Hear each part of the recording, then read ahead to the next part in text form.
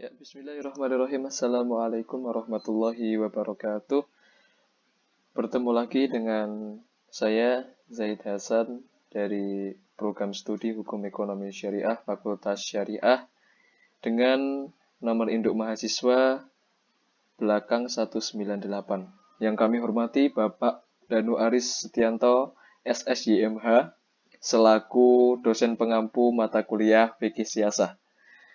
Baik, pada pertemuan kali ini kita akan membahas materi yaitu tentang Ahlul Halli wal Aqdi. Jadi apa yang kita ketahui tentang Ahlul Halli wal Aqdi?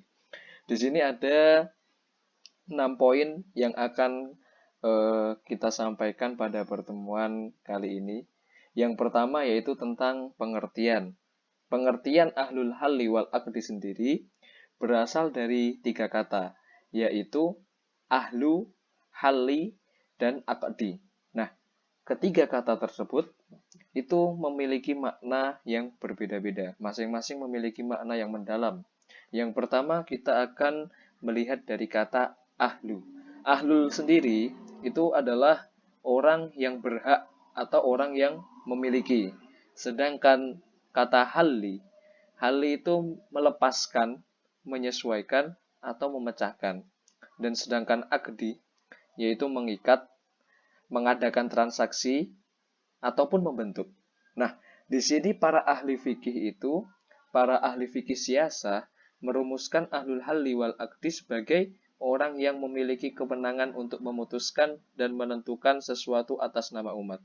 Jadi, bisa dikatakan ahlul halli wal aqdi ini adalah lembaga perwakilan yang menampung dan menyalurkan aspirasi atau suara masyarakat. Kemudian masuk kepada poin yang kedua. Poin yang kedua itu adalah dasar hukum.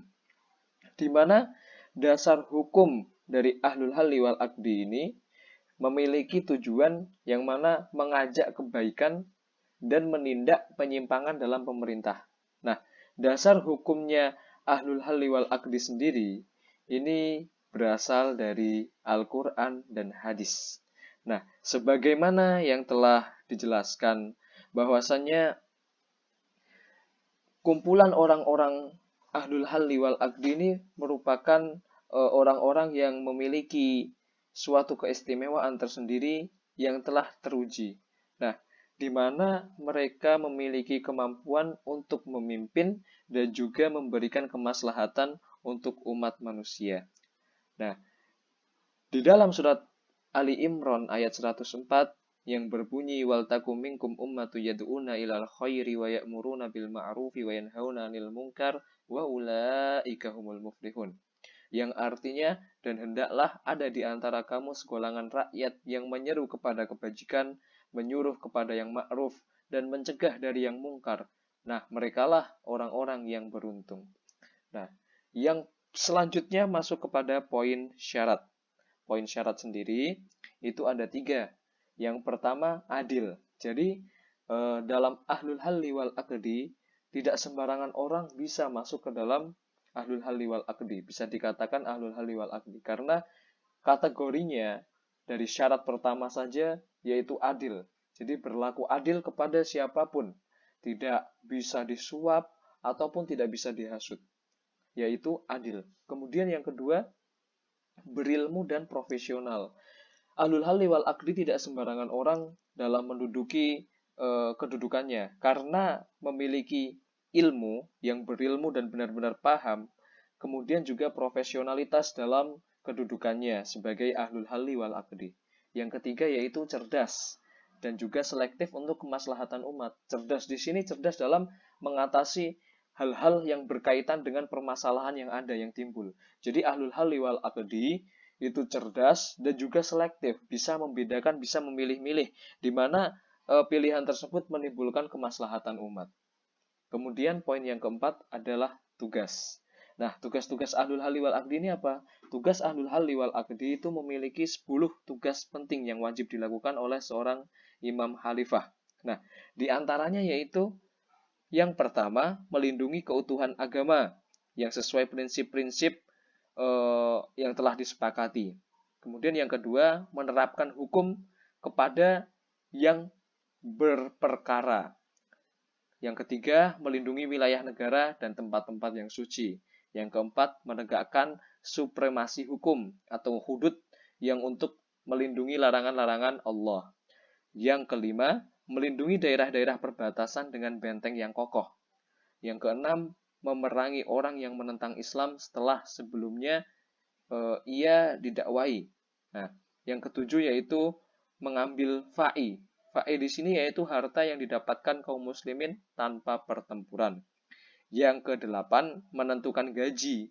Yang kesembilan, mengangkat orang-orang yang terlatih untuk menjalankan tugas-tugas. Yang kesepuluh, terjun langsung menangani segala persoalan. Itu tadi 10 tugas penting yang wajib dilakukan oleh seorang imam khalifah di dalam ahlul halli wal aqdi. Yang selanjutnya, hak-hak ahlul halli wal aqdi. Para ulama memberikan 5 uraian terhadap hak-hak ahlul halli wal aqdi. Yang pertama, uraian tersebut adalah al-hal wal aqdi adalah pemegang kekuasaan tertinggi yang mempunyai wewenang untuk memilih dan membaiat imam. Yang kedua, ahlul halli wal aqdi mempunyai wewenang mengarahkan kehidupan masyarakat kepada kemaslahatan.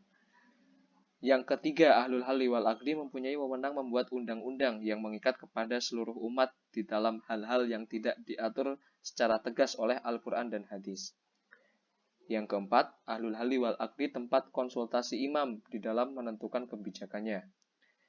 Yang kelima, ahlul halli wal aqdi mengawasi jalannya pemerintahan, wewenang nomor 1 dan yang kedua mirip dengan wewenang DPR, di mana wewenang ketiga dan sampai kelima adalah wewenang DPR.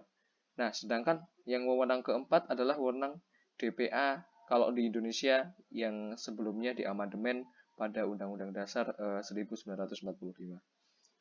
Nah, kemudian dalam adanya ahlul halli wal aqdi adanya timbal balik, di mana timbal balik ini memiliki kemaslahatan umat. Jadi adanya ahlul halli wal aqdi dalam suatu pemerintahan merupakan wujud adanya timbal balik antara kehidupan manusia untuk menggapai kemaslahatan umat. Demikian materi yang dapat kita sampaikan pada pertemuan kali ini. Wallahul muwafiq ila aqwamit thoriq. Assalamualaikum warahmatullahi wabarakatuh.